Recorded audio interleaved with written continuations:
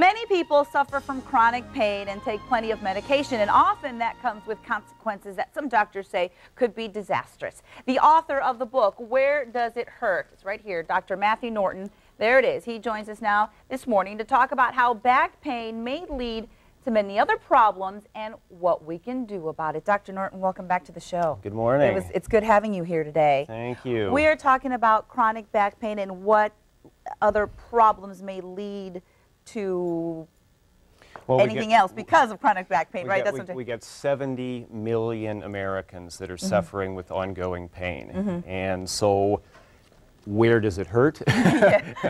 Where does it hurt? Back pain is the #1 cause, and headaches and neck pain follow close behind. So we've actually got more people that are disabled by heart disease and cancer than we have more by back pain than we do heart disease and cancer, and it's costing more than both. And that's what leads to a lot of other problems. Leading to a lot of other issues. So first issue is most people are masking this problem with medication rather than correcting the cause. Okay. So we've got a lot of people addicted to medications like OxyContin and things like that, not finding a solution, and so the key contribution that I'm trying to bring, the message I'm trying to bring, is that ultimately it is the nervous system that is the source of the chronic pain and is also the place that we need to look as a solution for that pain. So the nervous system plays a huge role. It plays a huge role. It's the nervous system that allows us to feel anything. It is the nervous system that is our pain warning mechanism. So if we have pain, it's because there's a problem and we need to address that problem.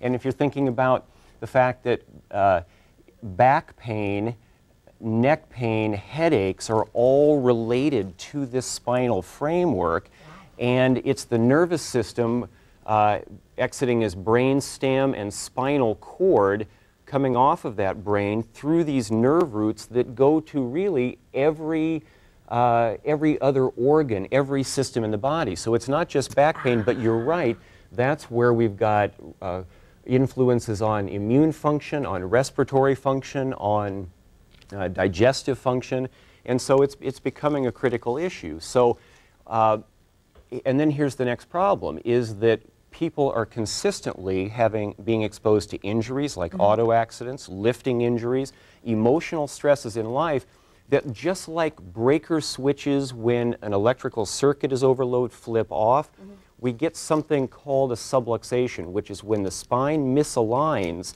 like a breaker switch flipping off, that is really a kind of a protective mechanism to deal with the overload. Okay. But when that occurs, we end up with pain that can begin to occur in this area, dysfunction into that nervous system, and then wherever those nerves go, we're going to have abnormal communication. Okay, I see. So, and then if this problem doesn't get dealt with, what we begin to get over time is areas where that spine has been misaligned for years, even if this didn't cause pain, because this doesn't always cause pain, which is a critical. So you can have misaligned. It happens all the time. People come in to see me, we x-ray their spine, we see discs that are shot like this, we see arthritic changes in one or more joints, literally to the point of fusing vertebrae together.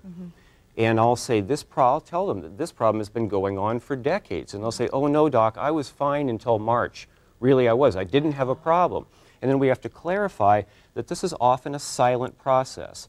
Just like cancer, like heart disease, like high blood pressure, like cavities, occurs over a long period of time without pain showing up. So what do we need to do? Where do we need to start in taking care of our nervous system and everything else? The very first thing is to find out what is the state of the spine. We know about checking our teeth. We know about going to the dentist. The dentists have taught us well that even in the absence of pain, you should have a checkup. You should have x-rays periodically of your teeth. You should, they should probe around and see what the status is. The same thing is true of the spine. We should have some spinal x-rays. Over on this, we actually use computer diagnostics in our office to be able to measure the function of the nervous system. And this would be something that I think would be interesting to explore in more detail on a later show. But Does But this have anything to do with maybe the way our posture is? Should we be thinking of things like that? Posture is important. Bad posture will create problems, Okay. but bad posture often results over time because there are problems with the Okay. spine that were never corrected. So how do we periodically check whether or not we are okay when it comes to our spine? Well, in my office, we will do x-rays, we do the computer diagnostics, and then we have people lay down on a table and we evaluate them for alignment. Okay. We feel where there are problems. I can see where there's problems. I do a fairly elaborate leg checking mechanism that helps guide me as to where to adjust.